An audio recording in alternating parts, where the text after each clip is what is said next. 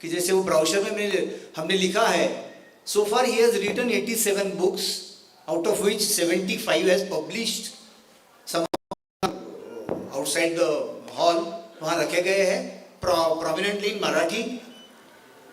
भाषा और विषय का अगर आप जायजा लोगे तो any damn subject, start from biology, psychology, science, history, economics, every field में उनका एक्सपर्टाइज है. और टेक लीडर मैं इसलिए कह रहा हूं कि जब Bill Gates used to visit India in first time, वो जब गिने चुने लोगों से उन्होंने मुलाकात की थी, among them mister Achyut Godbole was there. On hardware, software, technology, उन पे भी उनकी किताबें हैं जिसका ट्रांसलेशन वर्ल्ड और वेरियस लैंग्वेजेस में हुआ है. ऐसे टेक लीडर अमॉन्ग्स्ट आज हमारे यहाँ है गेस्ट के तौर पे. मैं आमंत्रित करता हूँ उनको कि प्लीज वो डायस पे आए, Shri Achyut Godbole ji. At the same time general secretary and president of all India federation to be with him.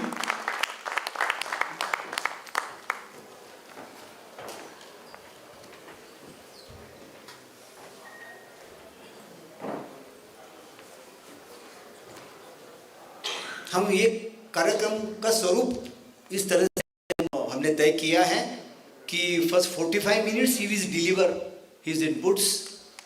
जो की एड्रेस है वो 45 मिनट तक वो करेंगे. उसके बाद एक 15 मिनट्स इंटरेक्शन के लिए हमने रखा है. हमारे दिल में जो भी है भाषण सुनने के बाद जो भी आशंकाएं हैं, जो इश्यूज हैं, जो कन्फ्यूजन्स है, वो सवाल हम उनको पोस्ट कर सकते हैं, पूछ सकते हैं. इस स्वरूप से ये आज का ये कार्यक्रम रहेगा. और इस कार्यक्रम की शुरुआत तो मैं ऐसे कहूँगा कि महाराष्ट्र गीत से हम करेंगे. उसके बाद we will invite Achyut Godbole to deliver his speech.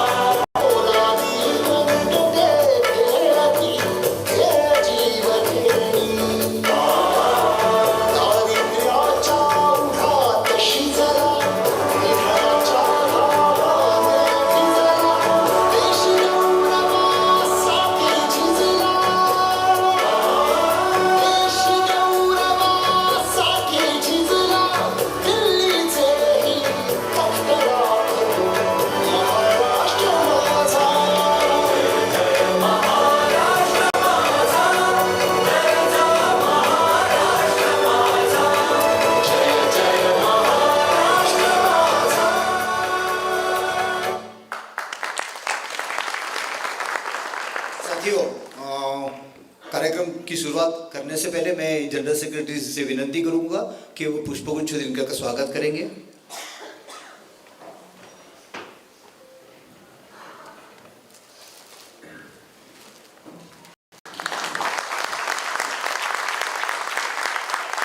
और हमारी परंपरा के अनुसार अभी now we'll go for watching this AV introduction of Sri Achyut Godbole ji. I request technical team to please display.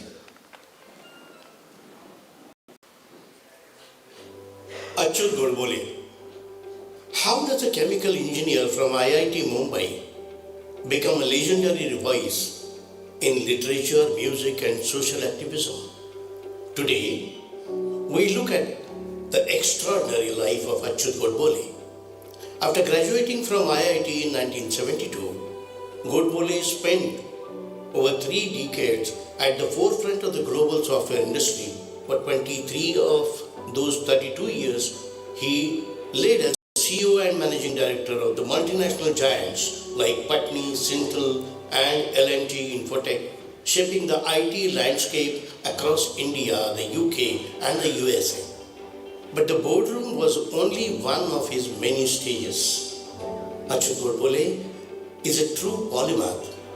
He has penned over 1,000 articles and appeared in countless TV debates, sharing deep insights on everything from artificial intelligence and economics to psychology, music and literature. His contribution to education is global. He authored 4 massive textbooks on operating systems, data communications and web technologies.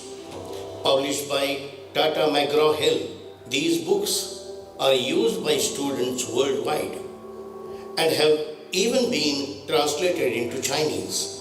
In his mother tongue Marathi, his productivity is staggering. He has written 87 books, of which 70 are already published, covering a vast spectrum of human knowledge. His honors are as diverse as his interests. He has received awards from the IBM, 2 honors from Prime Minister Atal Bihari Vajpayee, and the prestigious Distinguished Alumnus Award from IIT Mumbai. Remarkably, his reach extends into the arts. He was awarded the Kumar Gandharva Award by the legendary Bharat Ratna Pandit Bhimsen Joshi and has received 5 Lifetime Achievement Awards for his contributions to literature and society. Beyond the accolades, Godbole's heart lies in service. Shortly after his time at IIT, he participated in tribal movements with the Bhil community. Later, he played a vital role in founding ASHIANA, a school dedicated to children with autism. A sought-after global speaker, he has graced the TEDx stage and served as chief guest at major conventions in Los Angeles, London and Australia. Today, Achyut Godbole is ranked among the top 100 great IITians who chose to stay in India, standing alongside the names like Narayan Murthy and Nandan Nilekani. He is more than just a tech leader or an author. He is a bridge between science and the soul, a man who has truly demystified the word for millions. Achyut Godbole.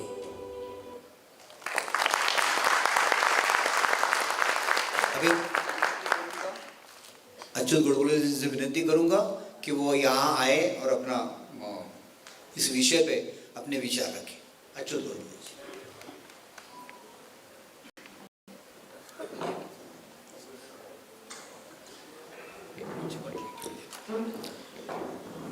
Thanks a lot for that kind introduction and distinguished dais and friends.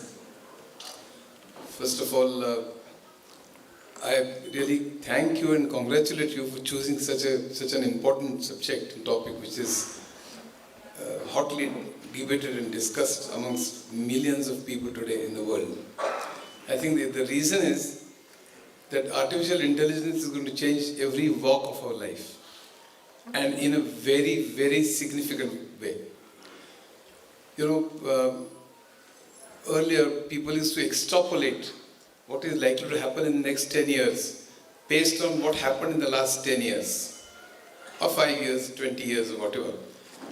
But it is extremely difficult to predict what's likely to happen in the next 10 years based on the observation of what happened in the last 10 years. Because the growth is exponential. Newton used to say that I am standing on the shoulders of Copernicus, Galileo and Brahe and so on. Today we are standing on the shoulders of millions of researchers, scientists and technologists all over the globe who are working on improving many technologies. Like Abdul Kalam used to say that this century will be guided by 3 Ds: IT, BT and NT, information technology, biotechnology and nanotechnology. And I think the artificial intelligence is going to really take the stage of tomorrow's world.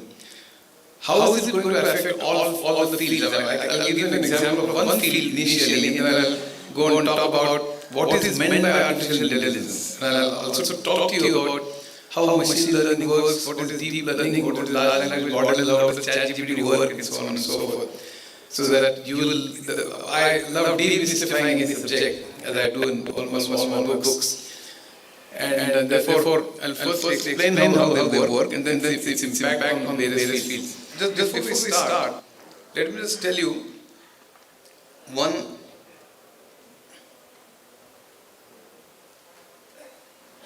impact. You know, ChatGPT takes into account all the data that is fed to it.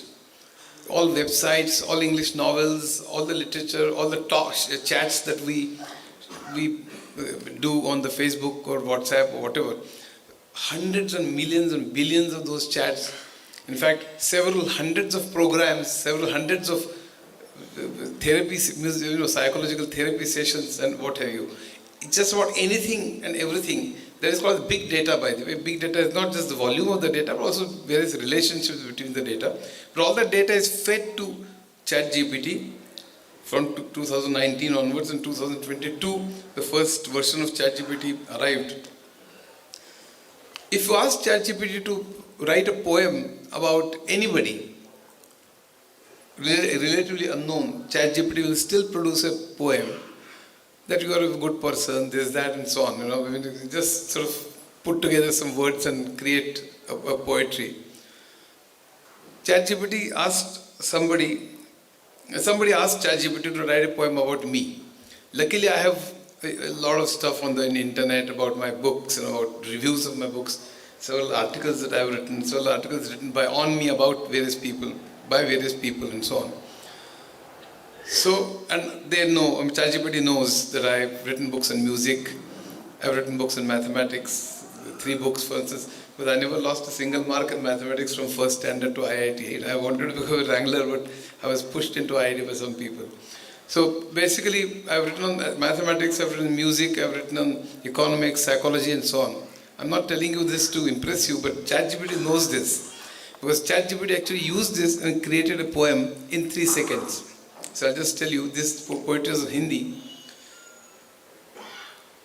If you ask ChatGPT to write a poem about me, Achyut Godbole ज्ञान का सागर, अच्युत गोडबोले नाम है बड़ा, शब्दों का जादू ज्ञान की धरा, विज्ञान हो या फिर संगीत की बात, हर विषय पर रखी अनोखी सौगात, बचपन में देखे थे मुश्किल हालात, फिर भी न मानी कभी कोई मात, मेहनत से खुद की राह बनाई, हर मुश्किल को मुस्कान में समाई, संगणक गणित अर्थशास्त्र गहरे, तेरी लेखनी के उजाले है तेरे, कठिन विषय भी सरल बने, तेरी किताबों से दीप जले, मराठी में तूने गढ़ा ज्ञान, etc. And then Achyut Godbole सलाम तुझे, तेरे विचार तेरा नाम तुझे.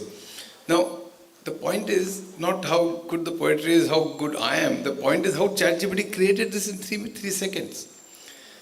And then the real thing appeared. Then somebody asked, one of my fans, Dhananjay, asked ChatGPT to compose music on this poem. It created a song in 4 to 5 seconds, please understand, not ChatGPT, another app. In 4 to 5 seconds, it created this music, and I almost fainted after listening to this song. The reason is, I do not know, and I'm sure that you will also start questioning, I do not know what will happen to various musicians, music directors, singers, instrumentalists, even music studios and so on and so forth, because without the music studios, without great singers, without great instruments, if I can create a song of this nature and of this kind of quality, then what's likely, this is 2025. Actually, what's going to happen in 2030, for instance? Will there be music studios? Will there be singers? Will there be instrumentalists? Will there be music directors? Listen to this song. I'm sure you'll understand what I'm saying.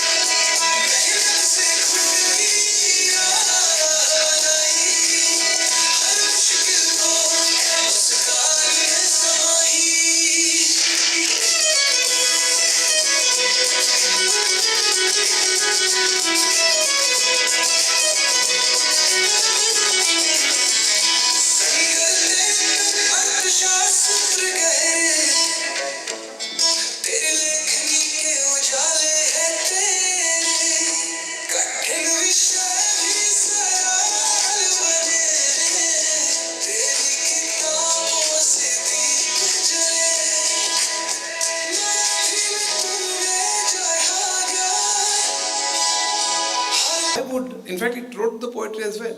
So what will the poets do? What will the music studios do? What will musicians do? Music directors do? Instrumentalists do? And so on and so forth. This is 2025, so what will happen in 2030?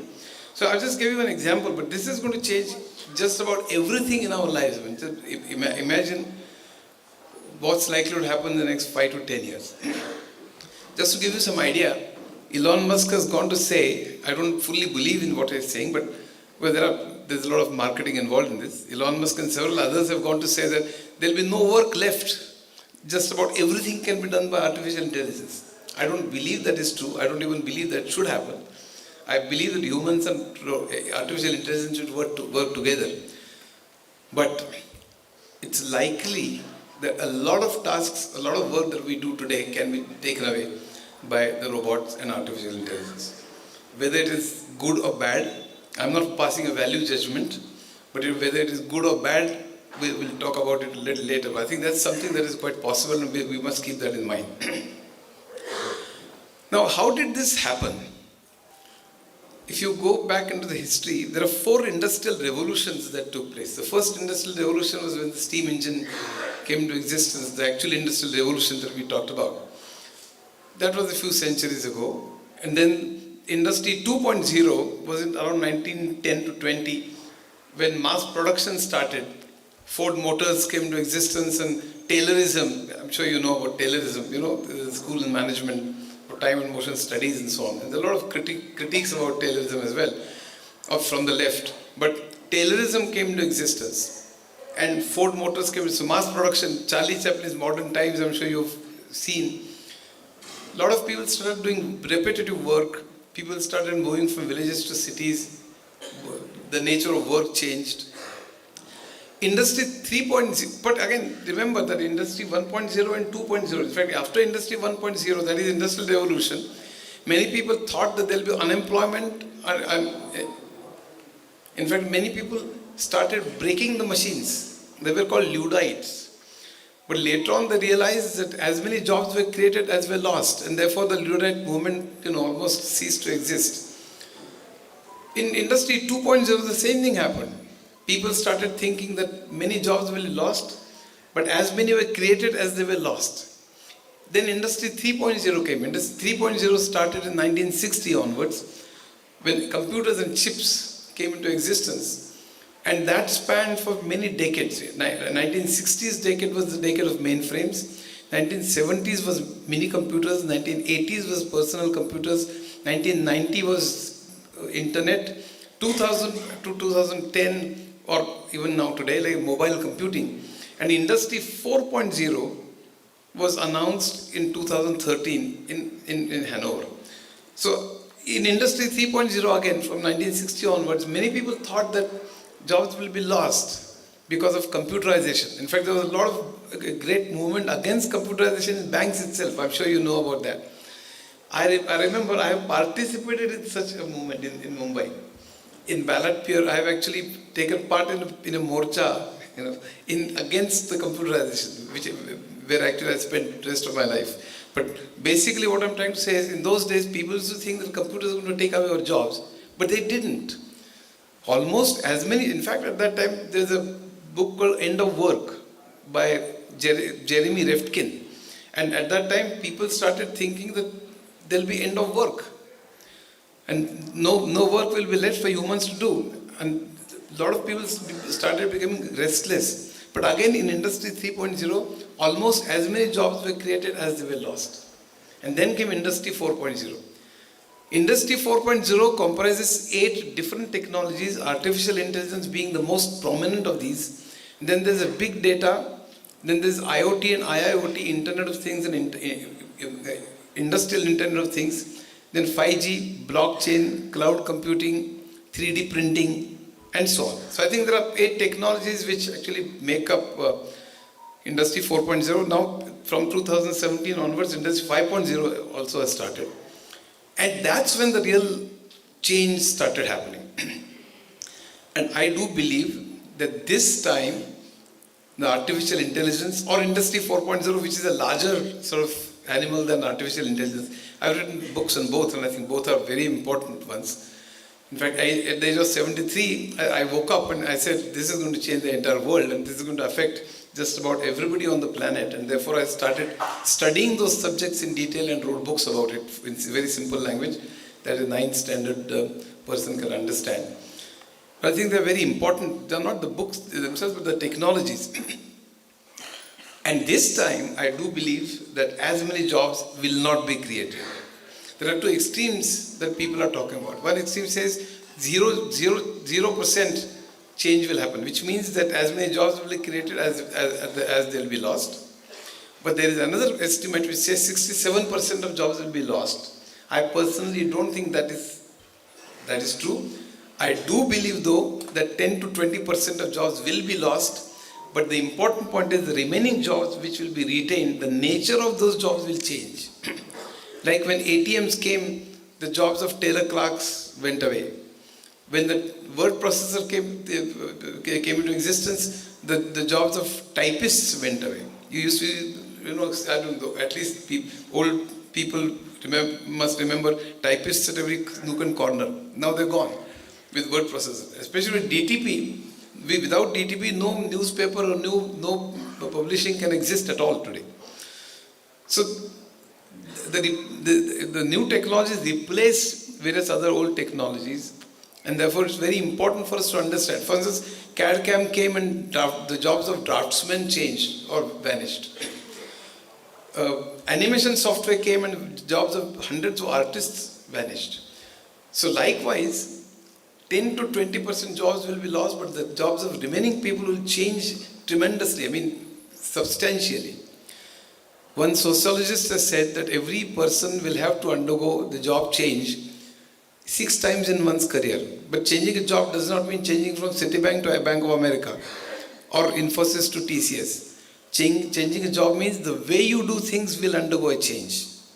Because the technology is changed so rapidly, and that's why I gave you an example, that now it is exponential.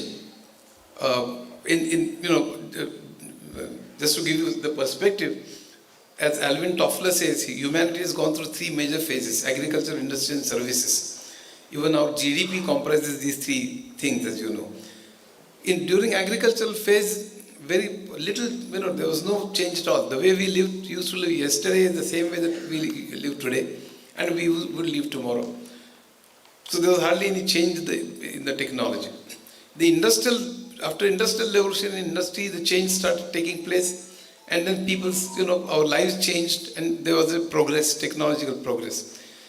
And then in services, and in this era, the change is tremendous. It's exponential. And that's why I'm saying, to give you some statistics, the progress that we made in the last 1 year, in fact 10 years, the progress that we made in the last 10 years is more than the progress that we made in the entire history of humanity. I'm talking about technological progress. We are not actually progressed in terms of our lives, because we still catch each other's throats, we still go to war and so on and so forth. But in terms of technological progress, in the last 10 years, the progress that we made is much more than the progress that we made in the entire history of mankind. That's the kind of statistic that we are talking about. With AI and quantum computing and so on, what tomorrow's world is going to give us is unimaginable. Demis Hassabis, a Nobel Prize winner 2 years ago, who also invented, or in fact, discovered the entire logic of protein folding, which is the whole basis of understanding of biology. He has gone on record saying this is extremely impressive. He says that in the next 10 years, we will conquer every known disease. I mean, whether it's Alzheimer's, or whether it's diabetes, whether it's heart disease, whether it's cancer, because of artificial intelligence and quantum computing. I mean, this is absolutely remarkable. Because I do know what quantum computing is and the kind of things that are likely to happen in quantum computing. But let's now stick to artificial intelligence and Industry 4.0, which are the main topics today. How did AI start? The whole concept of AI was initiated by Alvin Turing. And he in fact created a test to find out whether whom you're conversing with is an intelligent entity or a human being. But the real beginning started in 1956 when in the US, in the Dartmouth conference, the artificial intelligence, the name artificial intelligence was given to this technology. What was the aim of this AI initially? Aim of AI initially was to replicate the human being in machines. We do two different types of things. One is physical, one is intellectual. So what do we do in physical things? We crawl, we stand, we talk, we walk, we run, we mop the floor, whatever. So there robotics came into existence. Robotics can move, can run, can bend. So it's called as, the types of rotations, axis. But it's very hard in mechanical terms to do everything that human beings do in the machines. So one is movement, another is senses. Human beings can touch, smell, we can see.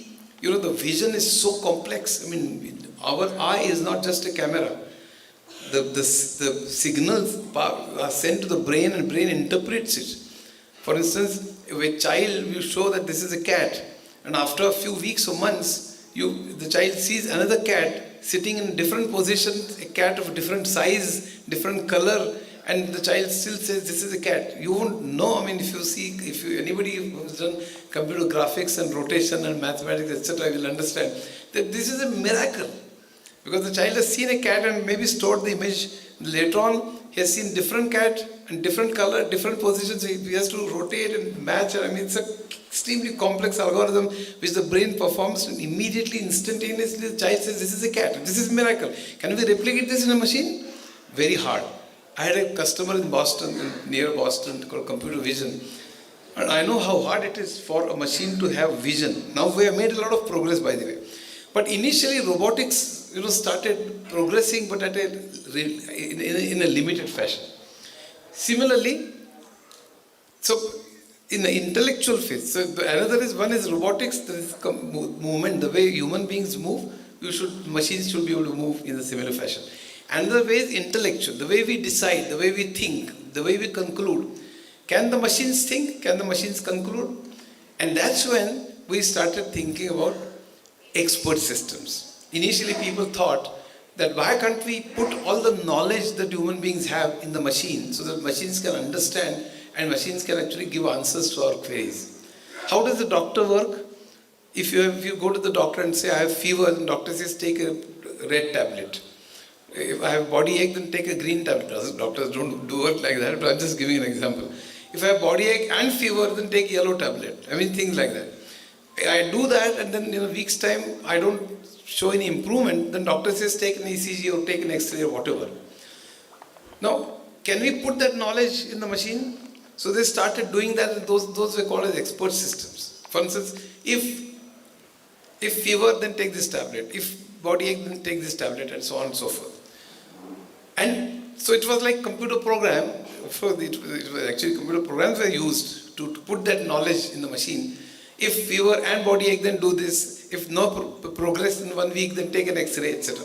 Everything, if then else statements, and there was a computer program to feed knowledge of a doctor in the machine. The idea was that when a patient goes and asks the machine, as to I have a fever, then the machine will go through the algorithm and say, okay, take the red tablet. That was the whole idea. But that became very unwieldy because the new ailments started appearing on the horizon. New tests like blood tests and various things and new treatments or new MRI and XMRI, fMRI and CT scans and so on and so forth appeared. So your if then else statements in your program needed changes very often and very frequently, and it was extremely difficult to maintain this program to be useful in a significant fashion.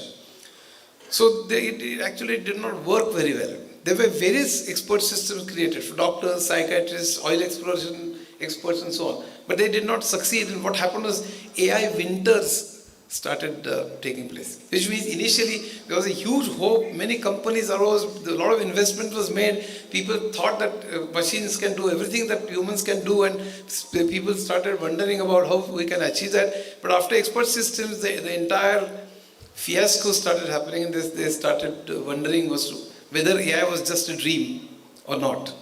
And that continued. The progress in robotics slowly continued. The progress in natural language processing continued. You must know what is natural language processing.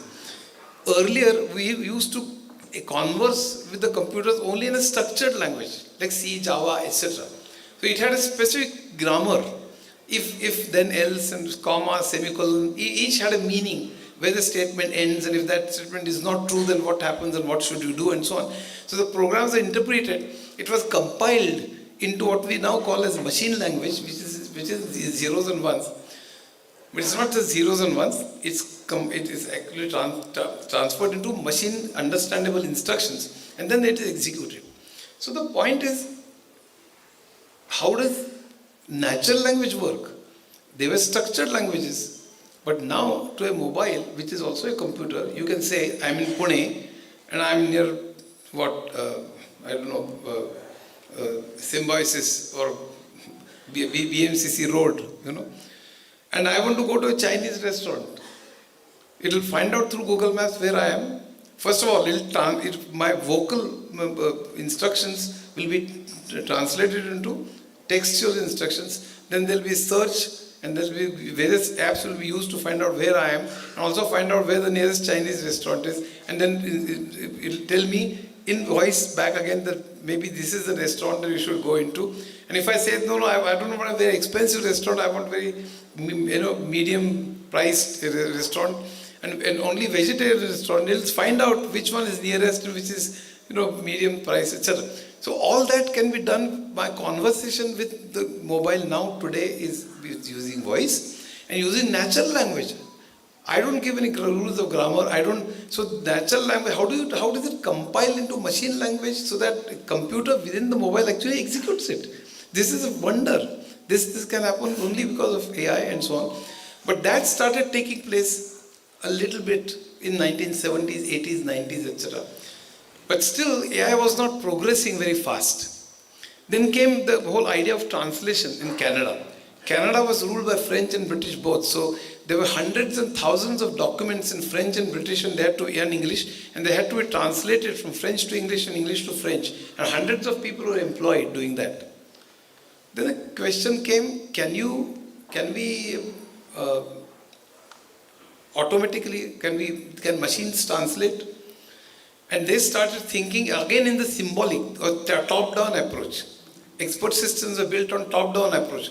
Give knowledge in the form of if then else, and then draw conclusions based on that. So I think basically, then they started, if this is a French word, then use this English word. If this is English word, then use this. As if you're providing two dictionaries to this program and providing a logic as to if this is a word, then substitute it by this word and so on and so forth. So this was a top-down approach. Can you do that? But that also did not work because the context is very important. You know, the word is used in a context. In a sentence, a particular word has a meaning or has a relationship with the words which precede that word and which succeeds that word in the sentence. In fact, that sentence as well as the next sentence and the whole paragraph and the whole page, etc. So any word that is used has to be placed in a context. I'll give you an example in Marathi. Unfortunately in Marathi, so those who understand Marathi will understand, but those who don't as well can sort of appreciate what it's likely to be. In Marathi there's a word called lagani or lagnyachi, right? How in different contexts the word is used. Just बाजूच्या गावात एक चित्रपट लागला होता, तो बघून परत येताना वाटेत मित्राचा बंगला लागला. त्याचा मुलगा माझ्या ऑफिसमध्ये नुकताच लागला होता. बंगल्यात शिरताना कमी उंचीमुळे दरवाजा डोक्याला लागला. घरचे जेवायचा आग्रह करू लागले. मला जेवणात गोड लागते हे माहीत असल्याने गोड केलं होतं. भात थोडा लागला होता पण जेवण छान होतं. जेवणानंतर मला सुपारी दिली, ती नेमकी मला लागली. पाहुण्यांना आपल्यामुळे त्रास झाला ही गोष्ट घरच्यांना फार लागली. निघताना बस फराटाला लागलीच होती, ती लागलीच पकडली. पण भरल्यापोटी आडवळणांनी ती मला बस लागली. मग काय घरी पोहोचेपर्यंत माझ्या पोटाची मला भलतीच काळजी लागली, कारण आल्या मला घाईची लागली. थोडक्यात माझी अगदी वाट लागली. घरची मंडळी हसायला लागली. No, the reason I am telling you this is how many ways in which one word is being used. Take an example of bank, for instance. Is the bank only a river bank or a bank where you put money, withdraw money, like your bank? So the word has a context. And ChatGPT 2017 onwards, the whole large language models started arising, is basically different than the earlier machine and deep learning models because it takes into account this context and the meaning of, you know, where the word appears and its relationship with other words. That's the basic difference. That's called transformer architecture. I will probably explain that in very simple terms in a minute. But I think then they've said that this is not going to work. Just give an English word and French word, because in what context it is used is very important in interpreting how that word is used. You can't interpret the whole, unless you interpret the entire sentence or maybe the whole paragraph, you cannot understand the meaning, real meaning of the word. Therefore, you can't just say this is English word substituted by this French word. You can't do that. How do you do that? And that's when the idea of machine learning started appearing in the minds of people. How brilliant it is. They asked a very simple question. How does a child learn to speak? Do you give child the rules of grammar? This is noun, this is adjective, this is verb, etc. Do you give child the rules? Do you give the child dictionary? You don't. The child just listens to hundreds and thousands of sentences and forms the rules. So earlier you used to give rules to the machine and the machine used to give answers or data. If then else, you used to give rules and the machine used to give answers in expert systems. Now you give data and child comes out with the structure or patterns. Please understand that artificial intelligence, the way we understand in AI, is pattern recognition. Understanding patterns in data is nothing but intelligence. Actually, a Gardner, who was an American psychologist, has categorized intelligence in 8 different ways, or 9. Musical intelligence, spatial intelligence, intelligence related to space, which is very important for architects and engineers and artists and so on. So there are different types of intelligence, and we unfortunately only lay emphasis on the logical intelligence, which means, aptitude tests, we ask questions. 1, 3, 5, 7, what is the next number? We know that 1, 3, 5, 7, what is the next number is 9, because they are odd numbers, and or the difference is 2, whichever way you look at it. So if we look at patterns, or in our aptitude test we see the odd man out, you find out what is the odd man out. That also is finding out patterns. Which figures fit into the pattern, which figure doesn't fit into the pattern. That is the odd man out. So basically, understanding patterns is what the machine learning is. And that's where the whole idea was, can you give data to machines and machine finds patterns? And this understanding machine learning has two ways of learning from the data. One is unsupervised learning and there is supervised learning. Unsupervised learning, I'll give you an example. If the bank has 5,000 customers and you give that data and ask the AI routine to find out relationship in the data, the AI can start maybe find out whether the height of a customer and his salary because the data consists of male, female, salary, his designation, his education, his address, whether he has a car, etc. All the data, name, address, etc. So it will probably find out whether there is a relationship between height and salary. Obviously there will be none or very little. Normally in statistics there is a coefficient of correlation which we use. If it is 1, then there is a perfect relationship. 0 means there is no relationship. For instance, smoking and cancer incidence, there is a almost perfect relationship. The R, that is coefficient of correlation, is 0.95, 0.98, etc. But in height and salary, there is likely to be almost 0 or 0.01 relationship, because there is no relationship between height and salary of a person. Unless you can sort of say that if the height is very low, very small, then there will be inferiority complex, and therefore performance will be affected, and therefore salary will be low, etc. I mean, there will be very sort of long kind of logic that you can use, but the likely relationship is very weak. So it goes through various types of data items, the salary and so on. And finally, if it comes with a relationship saying that if a customer is a graduate, if the customer has done MBA, has 3 years experience and has minimum this much salary, then he or she is likely to buy a car, and that probability is 95%. Once you know that, then the bank takes mobile numbers of such customers who are graduates, etc., takes mobile numbers, gives it to the call centers, and call center starts calling you whether do you need car loan, do you need car loan. The way we are harassed, I'm sorry if you guys are harassing us, but the way we are harassed by the banks, do you need car loan? Instead of having to call 5,000 people, you can call only 200 people. That's the whole idea. But that is what we mean by finding out the relationship or patterns in the data. This is unsupervised because you have not told the system is what to find. You just ask the system to find some pattern given the data. That's why it's called unsupervised learning. All your sons, daughters, or relations who are studying data science will use these terms, but now you will not be foxed when you hear these terms. There's another thing which is called a supervised learning. Supposing you put a picture of a cat, can the machine understand and recognize the image of a cat? No, that's when the idea of artificial neural networks came into existence. The way our human brain identifies an image, can a machine identify? How does our brain operate? The brain has crores of millions of neurons. Neuron is the smallest cell in the brain. Those neurons are connected to each other. They are not actually physically connected. There is a gap which is called a synapse. But let's not go into the neurology of the human brain. But they are connected. Now, if these connected millions of neurons are sort of structured into various layers, and each layer concludes something and passes on to the next layer again concludes by observing something, concludes, and then passes on to the next layer, and so on and so forth, until the last layer concludes something. And if the conclusion is wrong, it then goes back and starts evaluating again. I'll explain how that means. For instance, how does our brain understand that there is this bottle? First of all, for us to understand that this is bottle, firstly, you have to understand the edges. Because if there's nothing, there'll be no edge. Because it'll be all completely continuous vacuum, right? So if the edge actually lets you know that there is something, right? Something. the first layer only identifies this as something instead of nothing.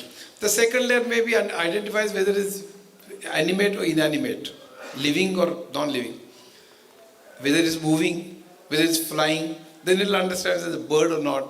Then finding out whether, all the it's feathers and hundreds of things. Then it will start various layers. Then color, the third layer will look at the color, fourth layer maybe other things. And then last layer will say it's a parrot. Or it's an inanimate thing. They will say it's not moving and it's transparent. So it can be glass, can be plastic, can be this, etc. The next layer will identify its shape, the next one, etc. And final layer will identify this is a plastic bottle. Now, this is the way we identify. Can the same thing be replicated in machines? That's why they thought of artificial neural network. It's called ANN. And they said, can we create artificially a network of neurons? Don't ask me what is a neuron. Like what is the bit can have only 0 and 1 value, but what is the bit in physical terms can be a flip-flop, can be a magnet. Don't worry about that. Don't worry about how neuron is represented in hardware or software. But can we create the layered architecture of artificial neurons? It's called artificial neural network. Now if you have this kind of network, and if we put the picture of a cat and ask the network to recognize that picture, but we are telling the network that this is a cat. That's why it's called a supervised learning. The fact that we are now saying that this is a cat is called the label. So you are actually telling the network that this is a cat and now identify it. I am training you to identify it. How does it identify? Again, it goes through various layers. Maybe the first layer looks at the legs. Now, then it says the probability of it being an elephant is maybe 10%, cat is 5%, dog is 20%, whatever. The next layer we look at eyes maybe. This is not exactly how it happens, but I'm just saying this to explain in very simple terms, in fact simplistic terms, because this is not accurate, but I'm just letting you know to understand how this works. This next layer may look at eyes, the third one ears, the fourth one maybe whiskers. Now, elephants don't have whiskers. So, if you want to identify this as a cat, then whiskers need to be given more weightage, right? So, each layer concludes with some probabilities and then sends it to the next layer with some weightage. That this is important, so give this more weightage. And the second layer again concludes and with weightage, third layer and so on and so forth. And maybe after doing that, if the last layer says that the probability of it being an elephant is 50%, if it being a dog is 30% and cat is 20%, then obviously the conclusion is wrong because I have shown the cat to the software, to the algorithm. So it goes back, and from the beginning it starts evaluating and then finds out which weight should be increased. For instance, in this case, weight for the whiskers in the fourth layer needs to be increased. So it increases from that weight and then again finds out the ultimate conclusion. If that conclusion says now the probability of it being a cat is increased from 10% to 40%, then it knows that I'm going in the right direction. So again goes back and increases or decreases the weights accordingly. It repeats this as many times as is required until such time that the last layer says that the probability of it being a cat is 90%, 95%, 98%. Then you can say that you have trained the model. This is called as training the model. That's why you need data. You have to show hundreds, maybe thousands of the pictures of cat, by the way, in different positions, different colors, and each time you have to train through various things, and so therefore it can understand and recognize any cat in the world. This is sort of training the model. That's why we need tremendous amount of data, right? Now, if it can identify the cat, it can identify a dog, it can identify an elephant, it can identify all animals, all plants, various faces, various inanimate things like bottle and mobiles and so on and so forth. And therefore, image recognition became a hot topic around 2012. There was a test called ImageNet created in America, and many people participated. Many AI experts participated in it.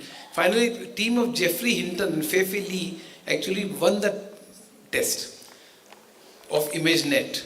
And that's when the deep learning, by the way, deep learning is same as machine learning, excepting that it's artificial neural networks. If the number of layers are too many, then it's called deep learning. There's nothing, very big about deep learning. Deep learning is a part of machine learning where number of layers are very, very large. So the deep learning became very popular because of image recognition. With image recognition, if you show 1,000 pictures of mouth cancer patients to the module, and if you show actual patient of mouth cancer 1,000 first, for instance, the machine will recognize that this is a patient of mouth cancer. But all elements cannot be recognized only by images. But luckily, all tests, blood tests, CT scan, etc., all that are digital today. So basically, if you want any element to be recognized, then you can provide the blood reports, X-rays, CT scans, and everything to about maybe 1,000 patients of colitis, for instance, and then train. That in colitis, hemoglobin is this, and maybe this blood report is this CT scan, this happens in X-ray, there is a patch here, etc. And if it doesn't recognize in that layer, increase the weights. So basically, you can do that and train that software to recognize that patient given all the reports. You can do that about any other ailment, and therefore what will happen to diagnosis in tomorrow as well? Please understand that in the next 10 years, most of the diagnosis will be done by artificial intelligence. Dear doctors will not be done away with because of the reasons of human touch and various other things. But even today, the diagnosis done by a lot of AI tools is much better than the most experts in the world. In fact, in 97% of the cases, it has been proved that it is better, diagnosis using AI tools is better than an expert human in that field, like cardiologist, whatever. So I think it is progressing in the rapid fashion.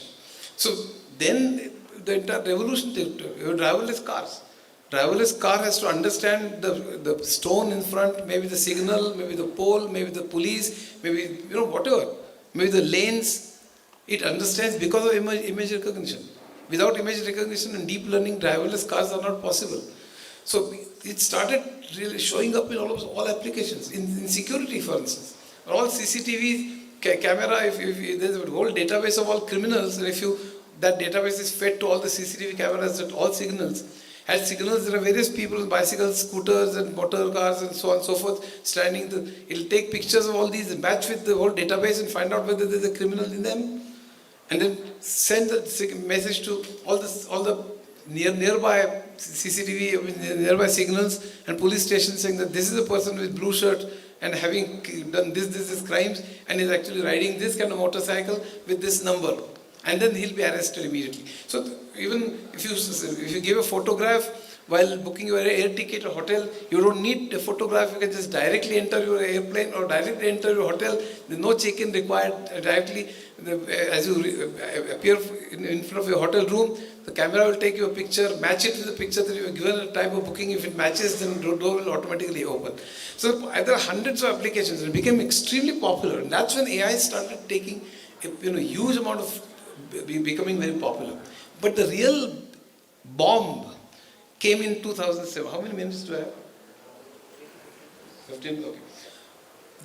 The real bomb started appearing in 2017. When a paper called "Attention is All You Need" appeared in Google. And as I've said, attention, I gave an example of Lagli in Marathi. Attention is essentially nothing but in a text, a relationship of different words in a sentence, and importance and relationship of different words. What will be the next word? I won't go into how transformer architecture, etc. But given all the data, all the names, all the text, hundreds and thousands of documents, novels, web pages, our chats, hundreds and thousands of those, it maps all those into what we call in technical terms as multi-dimensional vector. So don't worry about that technically, but I'll tell you in very simple terms just to imagine how that works. It takes a word and places it. I'm just giving an example in three-dimensional graph. It places that word in the graph. Take fish, for instance. So it places fish somewhere, then net, prawns, curry, and all the related words it places nearby. Right? So similarly, along with net, then table tennis, net means internet means speed. So all the related words in that sort of web of, it keeps nearby. The reason is, when we construct a sentence, what will be the next word is something that you need to find out, and it's likely that those words are nearby. That's why it places similar words which are related in that graph similarly. It's called multidimensional vectors. So that's a little complex. Now to do that, there are millions and billions of these words, right? And hundreds of novels, right from antiquity to now. Various novels, various chats, hundreds of millions of web pages, and etc. So each word, to construct this, takes a huge amount of processing. So these kind of CPUs which are used in laptops were not very useful. They fell short of the need. And therefore GPUs were used, graphical processing units. They were far more powerful. They are used in video games. In video games, you need to show those pictures in a very fast fashion. Otherwise, the pictures will be checkered and they will not be continuous, and the games will be very unpopular and very not interesting at all. So GPUs are used. That's why NVIDIA, the company which manufactures GPUs, in fact started with manufacturing GPUs for games. It became very popular at that time because games were very popular in Japan, Europe, Australia, America, and even in India. Video games, as you know. But then artificial intelligence, when you wanted to create this matrix using huge amount of data, then you needed a large number of these GPUs. 10,000 of them, because you needed to, the whole processing was so complex. That's why you needed tremendous amount of GPUs to create that. And then ChatGPT used all this material to create that matrix. And the whole idea was create the next word. You must have seen while typing autocomplete. I say I'm going to, then it actually checks all my previous mails, my chats, and it knows that 80% of the times I go to Nasik. When I say I'm going to, then it says Nasik, Nasik, Nasik, it starts blinking. And then when I accept that, then I'm going to Nasik too. Then maybe for 60% of the times I'm going to Nasik to meet a friend, 20% to play golf. There's no golf course in Nasik, but I'm just maybe table tennis, and 10% to just eat in a particular restaurant. So it finds out what I have done, what is the maximum probability, and then finds out and then puts that. So finding out the next word was the initial aim. But then if that word is taken as an input, I'm going to Nasik too, and then you take that as an input, then it says to play bridge. And when I play bridge with whom? I have played bridge with XYZ 60%, 70% of the times, with ABC 20%, it finds out, and then again it starts blinking XYZ. So this is autocomplete. So in a larger scale, we are going to ask a question which is called prompt, by the way. That's why prompt engineering is very important in artificial intelligence these days. So when you give a prompt and ask a question to this model, the model goes through the whole lot of this, there is this vector, and then creates the next word, takes that next word again as input, and then again creates the next word, and so on and so forth. So therefore it creates a sentence, therefore it creates a paragraph, therefore it creates a whole page, therefore it creates an entire article, or entire novel, or a poetry. That's the whole point. That's how ChatGPT works. That's how Grok works. That's how Gemini works. It creates. It was the first time that it generated some output. In machine and deep learning, it was just concluding based on data, finding out patterns or recognizing images. Now it is generating, which is why it is called as generative AI. And after generative AI and ChatGPT and so on, the AI field was opened up much larger than deep learning and image recognition. And therefore, not just image recognition and not just poetry and not just music, but script writing and lawyers and educationists, and I'll come to banks, and hundreds of occupations will be affected in a very, very significant fashion. There is no doubt in my mind that they'll be affected tremendously, because a lot of jobs can be done by AI today. In banks, for instance, the entire, the world over, it is now said that around 2 lakh jobs will vanish in the next few years in banks. But where will it help? Where AI will help is essentially loan approvals, in fraud recognition, okay, and in answering questions. Today there are many call centers which answer questions about what is my balance, and very routine kinds of questions also answered by various staff today, banking staff. But most of that will be done by chatbot tomorrow, and are being done today. In the next 5 years, so all those will vanish. All call centers, TCS head has already said that almost all call centers will vanish in the next few years. All that will be done by chatbots. Loan approval, at least simple. There are levels, as you know. Very simple approval by just checking the property and what is mortgage and so on and so forth, and finding out can be done by automatically. But complicated can be just passed on for somebody to review and so on. Similarly, fraud detection, as you know, or the AI can recognize whether there are any undue withdrawals. Somebody normally routinely withdraws 2,000 rupees per week, and suddenly 1 week it withdraws 2 lakh rupees. So then immediately bank checks on you that have you withdrawn 2 lakh rupees, and the reason is to actually make sure that there is no fraud. How does the bank employee know whom to call? The whole thing is given by AI. So there are various ways, and in America, Citibank and JP Morgan have already used it in a significant fashion. In India, Axis Bank have used it, and many banks today are using. I'm sure your bank as well is using it, and will use it, and will be forced to use it. The stand that we should take, I'll come to that in a minute, but we'll be forced to use it. Okay. So I can go into that, but my lecture will go on for the next 1 hour. I mean, how it will change entertainment, how it will change education. For that, you should read my books, AI and Industry 4.0. Unfortunately, I've brought only a few copies, 5, etc. But I've written them in this way that even the 9th standard can understand. They're very simple. And I've tried to explain the technology as well. So do read them. The impact of these on various fields. In fact, yesterday I gave a lecture on AI and psychology in Nasik, and how it's going to change the entire field of drug discovery and also therapists and so on and so forth. Because it's going to change really the entire landscape. Don't at all, doubt it. There's no question in my mind. There's also hype about AI. There's also bubble about AI. I know that there's a bubble about AI and it's likely to burst. I've written an article in Saptar and Sakal maybe 3-4 weeks back, and I'm sure that the bubble will burst because there's an enormous amount of share prices have increased tremendously, far more than the real potential of AI. But that does not mean AI does not have potential. AI has a huge potential, and therefore do not undermine it, don't underestimate it at all. But today there is a little more hype. There is also a bubble that you must recognize and realize. And I won't go into that because that's again a long discussion. AI has many drawbacks, or I would say things that we should be worried about. AI is not likely, but almost surely will increase inequality. There's a book by 2 MIT professors, Power and Prosperity. Do read it. And they're not only about AI, but they said from 1980 onwards, when neoliberal globalization started taking place, the gap between rich and poor, the inequality has increased many folds.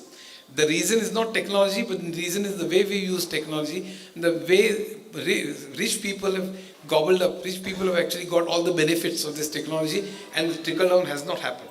That is the main thing that we should keep in mind. So inequality. Second is unemployment or underemployment is going to increase tremendously. That's why people are talking about basic income and so on and so forth. The third thing is use of AI in wars. In fact, tomorrow's wars will not be fought by humans at all. It will be fought by robots and drones. Robots of one country will fight the robots with another country in the next 5, 10, 20 years. Even Ukraine war, even Israel-Arab war, even Bharat-Pakistan war was not fought land to land, by human beings at all. Everything was in air. I don't know what they'll do. Will they do with infantry in the later years? Maybe they'll be disbanded. It will be only Air Force or maybe artificial intelligence. There will be only drones and robots. But unfortunately, the research has gone on tremendously by military-industrial complex in America and all over the world in how to kill more people. This is really bad usage of AI. Right? And there's a climate crisis again. With these GPUs, and that's why I explained in detail how GPUs work. it requires huge amount of power. So there are great concerns about the requirement of energy and therefore carbon emission and water, because you need water for cooling those GPUs after usage. So the placement of these GPUs in America is now being planned, like in near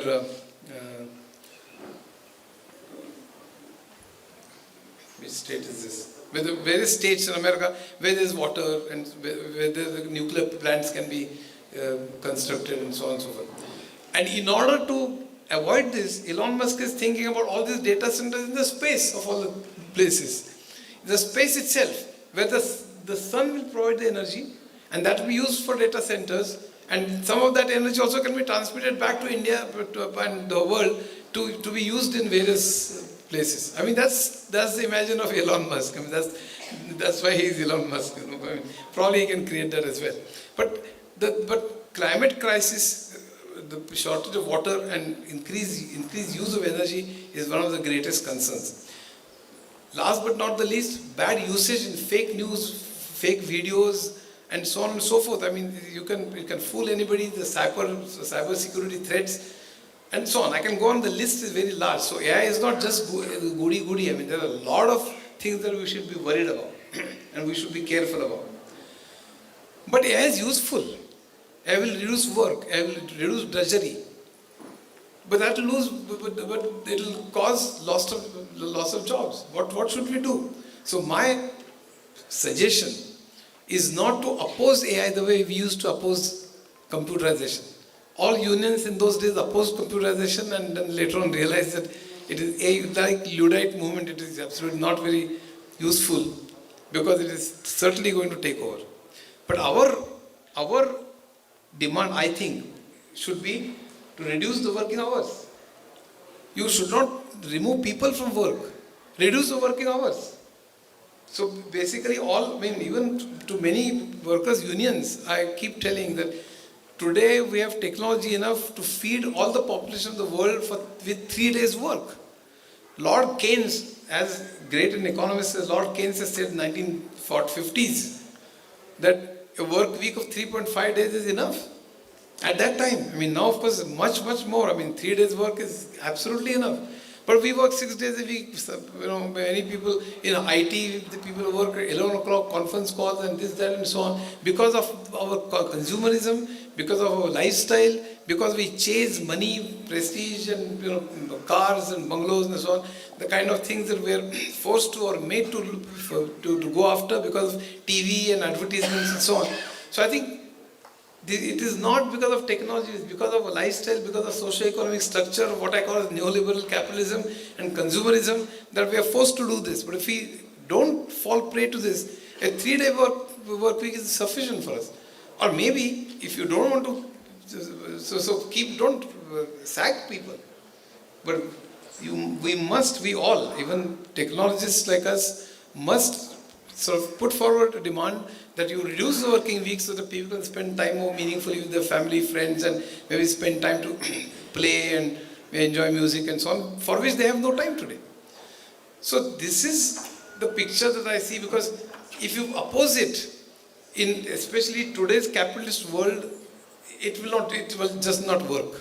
There will be opposition, but the whole force of technology all over the globe is so high that I don't think that opposing this technology is going to work. Ultimately, rather than giving up hopelessly and with defeat, I would much rather strongly advocate that don't remove the people, but reduce the working hours or reduce the working days.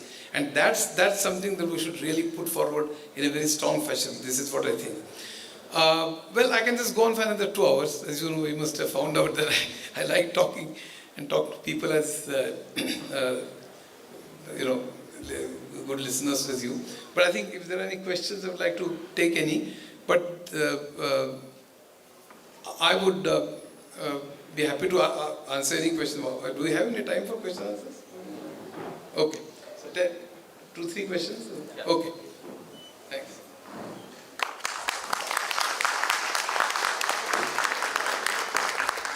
साथियों, अच्युत गोडबोले जी ने जो अपने सामने एक बड़ा spectrum, एक बड़ा canvas रखा है, to what extent we could get it absorb, how to interpret, ये तो अपना अगला दौर होगा. लेकिन जाते थे दो बातों का मैं जिक्र यहाँ करना प्रॉपर समझता हूँ. While concluding, he was saying that technology or the advancement, transformation in the technology is inevitable. And some of the trade unions in those days were trying to oppose it. But we are, with a proud sense, we can say as All India Bank Employees Association was the union of foresight, who has not blindly opposed. We were there the only union, we have welcomed it with our terms. And we proved to be correct. That is the wisdom of AIBOA. In 83-87, we have signed the settlements, and till now, till this day, we could maneuver, we could control the proper use of that technology. That was the slogan in those days. Machine will be there on the counters, but the man sitting behind it will continue to be there, that we have ensured. That's why there could not be any retrenchment till date. With this background and with this legacy, we are approaching this AI invention. दूसरी बात, अभी एक booklet भी हमने आपको कल दिया था regarding some articles and this thing. If somebody might have opened this book, उसमें एक आर्टिकल तुलजापुरकर के नाम पे लिखा है, AI in Banking and Finance. उसके लास्ट में अगर आप देखोगे, एक ब्रैकेट में हमने लिखा है, this is the AI version of our text. Means we are visionary in the sense कि we don't hesitate to take help of AI. What he has said कि how to deploy, where to deploy, when to deploy, that sense as union we are having. That's why we have not hesitation to mention that this version has updated with the help of AI. With these remarks, now if there is any, my, तिथे थांब ना. नमस्कार sir, मी तुमचं पुस्तक वाचून अभ्यास करून शिकलेलो आहे. MC झालेलं आहे सर माझं गव्हर्नमेंट कॉलेजमधून संभाजीनगर. आपण कोणाचं तरी लिहिलेलं पुस्तक त्याचं आहे, त्याला बघितल्यावर जी भावना असते ती तुम्ही समजू शकता. माझं नाव रमेश पुरोहिते. सर, मला एक काळजी अशी वाटते की ॲज अ पॅरेंट म्हणून मी स्वतः तुम्ही जे आता सांगितलं स्ट्रक्चरिंग वगैरे, रिलेशनिंग पॅटर्न्स वगैरे, IITचा अभ्यास केलेला आहे, हे समजू शकतो. थिंकिंग तशी आहे. सर, किड्ससाठी काय? आता मुलगा यूट्यूब बघतो, तो टाईप त्याला करता येत नाही, यूट्यूब टाकतो, फरारी कार, त्याला व्हिडिओ येऊन जातो, तो हे करतो. तर मला अशी भीती आहे की power of recalling, power of decision making आपण डोक्याने आळशी होत चाललो आहे. तर ह्याच्यासाठी आपण किड्ससाठी काय करायला पाहिजे? ॲज अ पॅरेंटिंगमधून आपण काय करायला पाहिजे? मला एकच Sir, please answer in English or Hindi. But do you understand the question? What should we do for as a parent? My Hindi is very poor, so I would rather have English Sir, English. Is it working? No. English will do. Yes. I feel that, to kids or to school-going children or students, the first thing you should do is, in Australia, by the way, they have banned using mobiles before below 16 or 18 years. I don't know how they can implement that, because in a family there are some people who are 30 years of age and some children who are 10 years of age, and a 30-year-old guy can actually pass on his mobile to 10 years child if he starts crying or demanding. So I don't know how the government is going to stop this, but in Australia such a rule has been passed. I doubt that such a law can ever be implemented really within the home premises. But as far as ChatGPT is concerned, let me give you an advice. And then I'll come to other things. But in MIT in America, a study has been conducted of people who use ChatGPT for decision making. Please understand there are two ways, two different areas. One is information seeking. What is the capital of America? What is the capital of United Kingdom? Or India? What is the population of Kerala? You can use ChatGPT. There's nothing wrong at all. And anybody from child to adult, there is nothing wrong in using ChatGPT at all. But if you use ChatGPT for logical things, for solving mathematics, for solving puzzles, for solving any question that challenges your brain, instead of using your brain, you immediately start using ChatGPT and get an answer, like many students today do, unfortunately.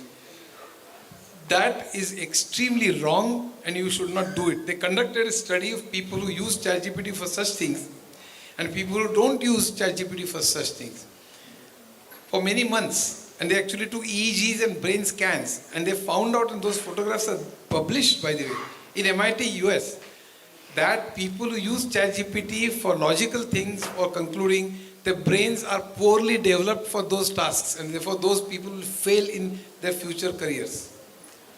Whereas those people who use their brains to solve problems, solve questions, maybe they use ChatGPT for ordinary things like finding out population of, Yorkshire or whatever. That's okay, because there's no brain required. I mean, it's just information, right? So that you should, even if your child or son, daughter uses ChatGPT or any other tool, don't let that child use it for any logical thinking or solving problems or solving mathematics or solving puzzles or whatever. Don't. That is the last thing you should do, because it has been proven beyond any doubt that it actually restricts the growth of a brain. Now coming back to other things, now I really don't know how to stop this, because this is the whole question of mobile. It has in fact, I have my latest book on Vyasana. I've written a book called Vyasana. I mean, I've given history of all tobacco and opium wars in China, etc. All that. And the last chapter is on mobile addiction. In fact, there is in my book on psychology, I have mentioned that a new addiction called Facebook addiction disorder, FAD, has been added to the list of addictions in DSM. DSM is a classification of ailments in America, and ICD is in Europe, as many of you might know. So in DSM, it has been added as Facebook addiction disorder.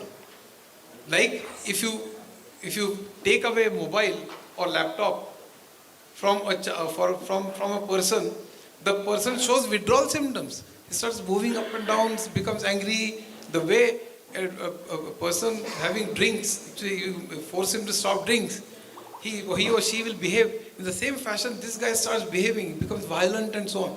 So that's called, that's why a Facebook addiction disorder has been added. So mobile addiction is something that only parents can stop. I really do not know how to do it, because it's a great challenge. Because children are forced, because of peer pressure, to use mobiles. And the fact that he is looking at Ferrari itself is a matter of concern, because that's a great thing about consumerism. He'll look forward to having a Ferrari in his future, instead of being a knowledgeable person in various subjects. Today the aim, and that's because of television. Television shows you who are put forward as idols with you. The cricketers, the cine stars, or people from these serials, stupid serials, and because they show their bungalows, they show their cars, and they show their luxury items and so on. And therefore, from children to adults, they start looking forward to that kind of lifestyle. And therefore, because the whole thing is oriented towards sales and marketing and so on, our entire life is, sort of disturbed because of this. And I think how to stop it is something that I really can't. But at least you should restrict it to a limited usage.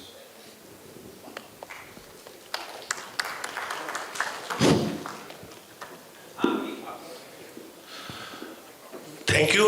आपने बहुत ही, अभी तक हम AI बहुत सुनते रहते थे, लेकिन जो कुछ थोड़ा बहुत हमें समझता था, लेकिन आज आपने उसके आयाम जो नीचे तक, ऊपर तक, और नेगेटिव, पॉजिटिव, मेडिकल लाइंस में या अदर लाइंस में भी आपने बताया, उसके लिए बहुत बहुत धन्यवाद आपका। मैं एक सवाल पूछ रहा था, ये टेक्नोलॉजी आई है तो कोई भी टेक्नोलॉजी आई है तो हमेशा उसके नेगेटिव और पॉजिटिव तो रहेंगे ही रहेंगे। जैसे एक चाकू का इन्वेंशन हुआ तो उसको पॉजिटिव में भी आप यूज़ कर सकते हो, नेगेटिव यूज में भी कर सकते हो। ऐसे ही एआई का हो सकता है। और सबसे ज़्यादा आई थिंक वो यूज़ जो एक दूसरे की कंट्रीज़ की साइबर सिक्योरिटी पे कंट्रोल कर लेना, इस टाइप की चीज़ों पे कंट्रोल कर लेना। आप कितने भी डेवलप हो गए और कोई एआई में इतना डेवलप कंट्री है वो आपको पूरा कंट्रोल कर ले आपकी साइबर सिक्योरिटी से, आपकी एयरलाइंस जो भी डेवलपमेंट हो उस पर एक मैं आपसे आयाम पूछ सकता हूँ कि क्या कहाँ तक हो सकता है ये। एक सेकेंड, एक और मेरा क्वेश्चन है। दूसरी चीज़ ऐसी है, अब एक लाइन आती है, अब जैसे एआई अभी आ गई, एआई सब हर लोगों की नज़र पे है। बच्चे जो इंजीनियरिंग लाइन में जा रहे हैं, कोई भी किसी पे भी जा रहा है, हर आदमी सोच रहा है एआई मतलब जाना है करके। तो अब कुछ बच्चे तो अभी एक फील्ड मतलब चयन कर चुके हैं फील्ड का, और कुछ आगे करने वाले हैं 5 साल में, 2 साल में, 3 साल में, मतलब जो बच्चे अपने फील्ड का चयन करेंगे। क्या ये सी लैंग्वेजेस जो अदर लैंग्वेजेस है, जावा, सी++ या अदर जो लैंग्वेजेस है, ये अब क्या उनका यूज़ कम रह जाएगा? कि अभी बच्चों को आगे क्या लेना चाहिए, मतलब आज की डेट में जो बच्चे हैं और आगे की जो 2, 4, 5 साल में जो बच्चे लेंगे वो उनको क्या लेना चाहिए, मतलब कौन सी फील्ड और कैसे लेना चाहिए? Thank you. First of all, thank you for the compliments. Thanks for the compliments. As far as cyber security is concerned, there's a great concern. Again, I don't have an answer as to where it's likely to go.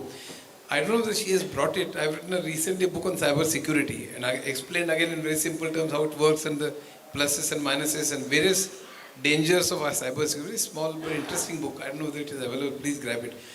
But the future of cyber security, because of quantum computing, which because essentially cyber security uses prime numbers and modular mathematics. Because of quantum computing, you can do it very fast. With AI, you can break the cyber security. If you have security locks, for instance, a private key and public key, etc., there are various ways in which you can do it. With AI and quantum computing, helps you to break it and therefore have a cyber attack. But again, AI and computing actually helps you to detect it as well. So चोर सिपाही का खेल तो चलते रहेगा. Like there are many. In my career, I've gone to America to my customers who actually are antivirus, who produce antivirus software, and some of them over dinner have told me that, do you know, Mr. Godbole, actually we produce software, we produce viruses ourselves. So they produce viruses, and then it's like Charlie Chaplin's cinema, The Kid, who used to break the glasses and he used to go and repair. The kid used to break the glasses and Charlie Chaplin used to go and repair. Similarly, some of the companies used to produce viruses, spread it, and then come up with antivirus software so that the sales will increase. So in cyber security as well, whether those tools will be used to create cyber attacks, and maybe the same tools will be used to maybe protect it, this is going to go unwieldy. This is really going to, I really can't predict as to where it is going to go. So everything will depend upon how we use these tools. Therefore, there must be a rule, law, and it has to be enforced, very rigidly, so that the usage of AI has to be proper. Like in your demands as well, as I saw, in banking as well, I think very rightfully you are not opposed AI, but you have said AI should be used properly. And I think that is the thing that we should definitely ask for. Your second question is what people should do. I still believe that those who are doing mechanical engineering, civil engineering, architecture, accounting, whatever, should not immediately leave accounting, etc., or architecture or mechanical engineering and start running after AI and data science and AI, ML and Python, etc. They should not immediately start running if they are already in that profession. I would suggest that they should excel in what they do, excel in what you do, because the next 5 to 10 years will go into how AI is applied to their branches. So if you have understanding of mechanical engineering, civil engineering, accounting, architecture, whatever profession you choose or vocation you choose, if you have good understanding of that vocation, but you have understanding of AI and how to apply AI to your vocation so that your efficiency and productivity increases, then you will have a very secure job. Your value will increase, your salary will increase, everything. So you should know the domain knowledge. If I know only AI but don't know anything about mechanical engineering or construction, I can't apply it, or banking. So your domain knowledge of banking is still very useful. Please don't underestimate it. But the way you implement it is going to change. The way you implement it is going to be with AI. You know? So I think the understanding of AI, that's why, in fact, at the age of 73, I wrote these books because I know that they're going to be so important that each one will need to know how AI works and its impact on society. And that's why I try to explain this in very simple terms and not very complicated algorithmic terms, because I think it is very important. So everybody, don't read my books if you don't want to, but read any book, see any video, but you must be aware of what AI does, what Industry 4.0 does, and so on.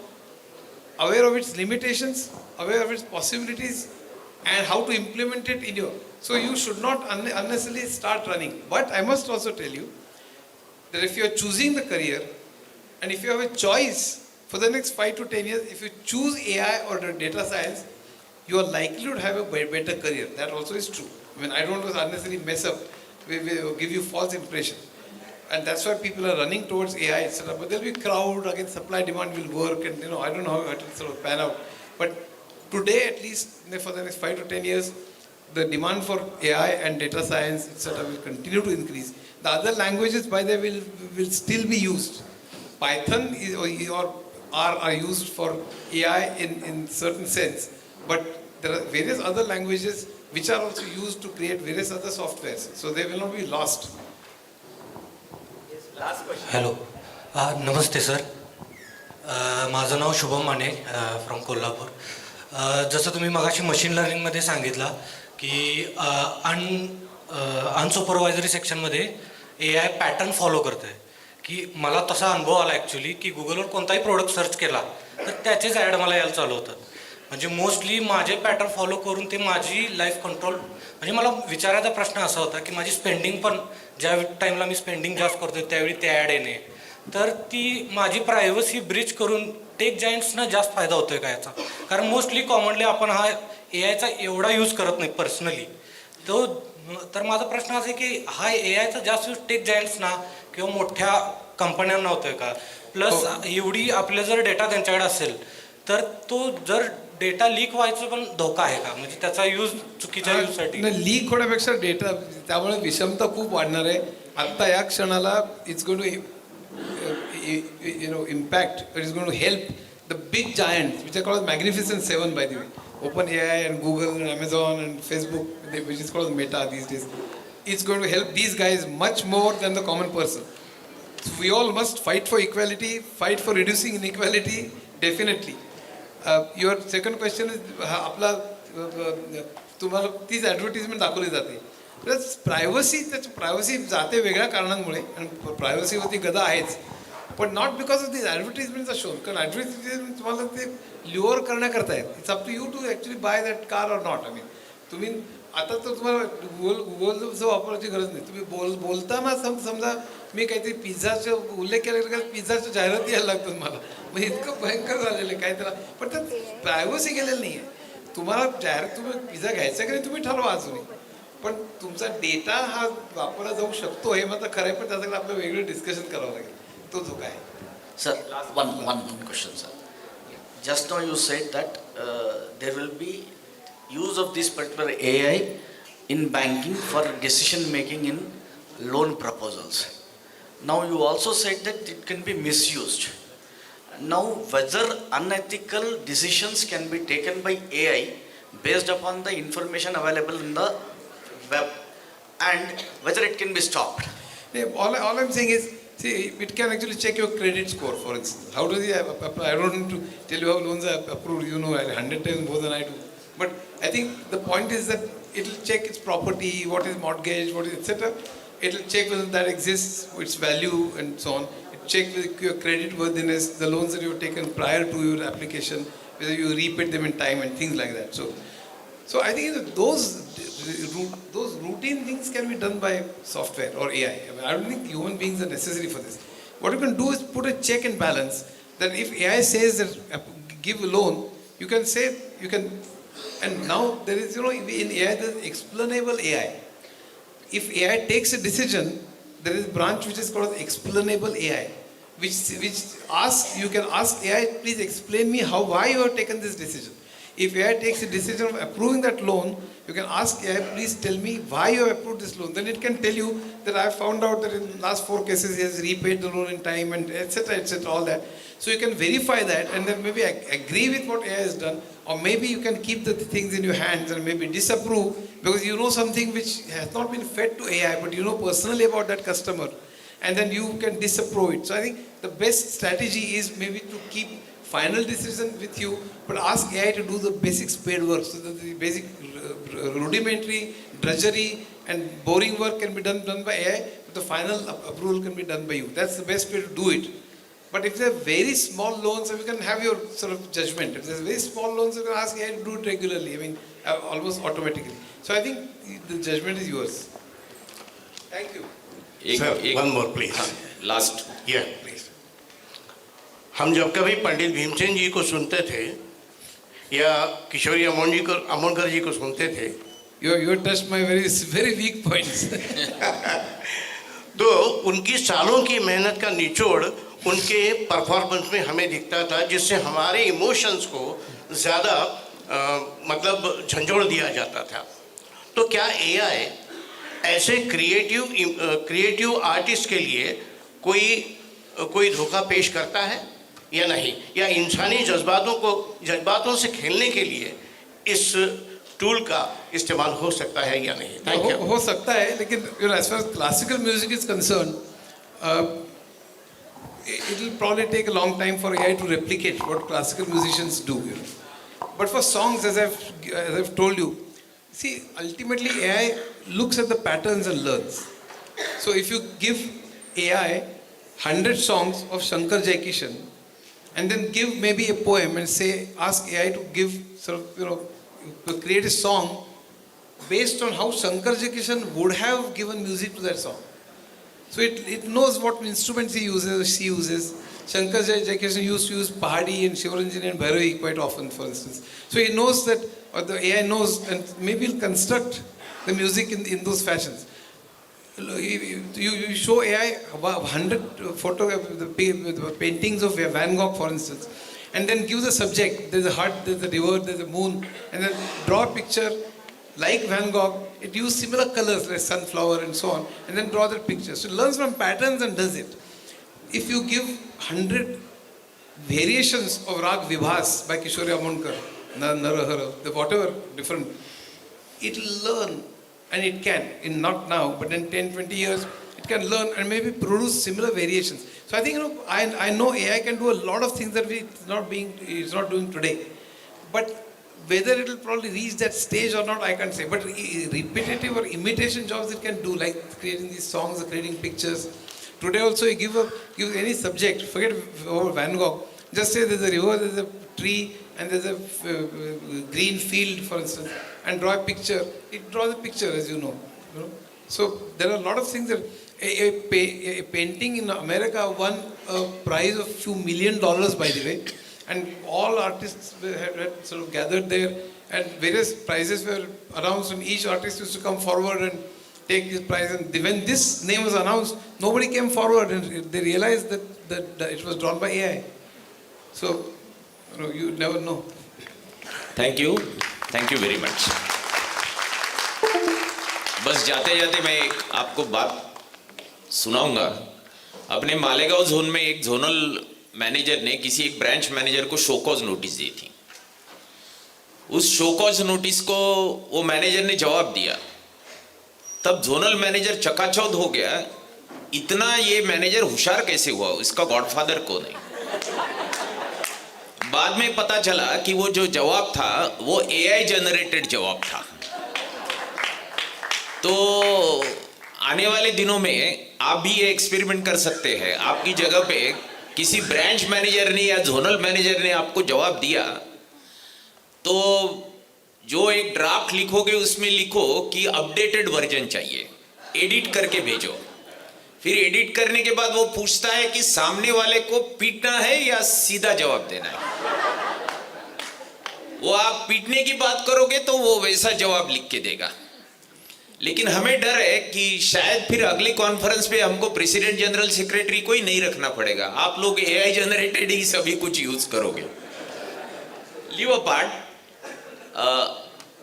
एक दरवाजा खोला है। ये जो subject के ऊपर हमने जो आज इनको इनवाइट किया, इसमें हमारी अपेक्षा ये थी कि आप में इंक्विजिटिवनेस तैयार हो, और उसके बाद वो इंक्विजिटिवनेस एड्रेस करने के लिए उन्होंने अपनी कुछ किताबें बाहर रखी है। तो मैं आपको रिक्वेस्ट करूंगा कि आप में से जिन लोगों को लगता है कि और समझने की जरूरत है, वो लोग आग्रह से वो बाहर जो किताबें रखी है वो खरीदे। लास्टली, अच्युत गोडबोले जी और हमारे संबंध कुछ आज के नहीं है, बरसों से है। डॉक्टर आनंद नाडकर्णी और वेद, वहां से जो सिलसिला चालू है पिछले 20 सालों से है। इसके पहले भी हमने उनको इनवाइट किया था, और आज भी हमने एआई इस विषय के ऊपर उनको इनवाइट किया। उन्होंने हमारी रिक्वेस्ट मंजूर की, वो यहां तक आए। इसलिए संगठन की ओर से मैं उनका बहुत बहुत आभार व्यक्त करता हूं, और मैं कॉमरेड तिवारी जी को रिक्वेस्ट करूंगा कि वो संगठन की तरफ से उनको एक गिफ्ट है वो गिफ्ट दे और उनका सत्कार करें। कॉमरेड तिवारी, अच्युत गोडबोले।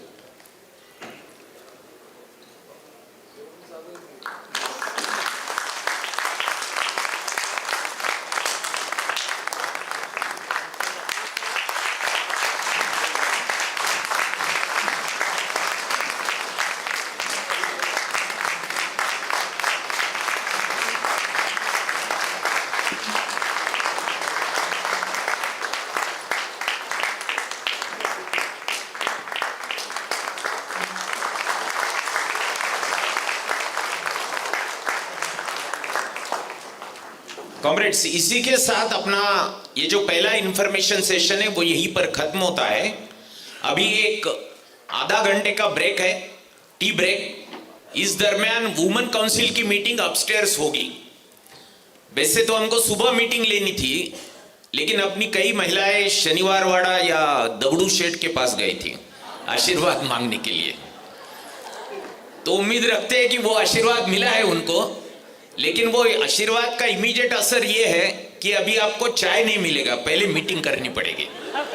और वो मीटिंग के बाद आप यहाँ पर आओगे और बाकी लोग हैं वो चाय का आनंद ले। बराबर 30 मिनट के बाद यहाँ पर हम इकट्ठा होंगे। जब इकट्ठा होंगे तब राइट साइड में डेलीगेट बैठेंगे, लेफ्ट साइड में ऑब्जर्वर बैठेंगे, मेल और फीमेल।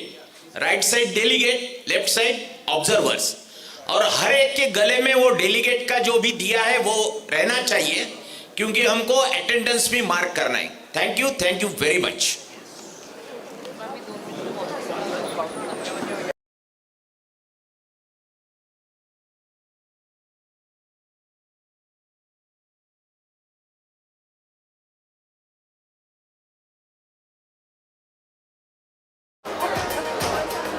शब्द होते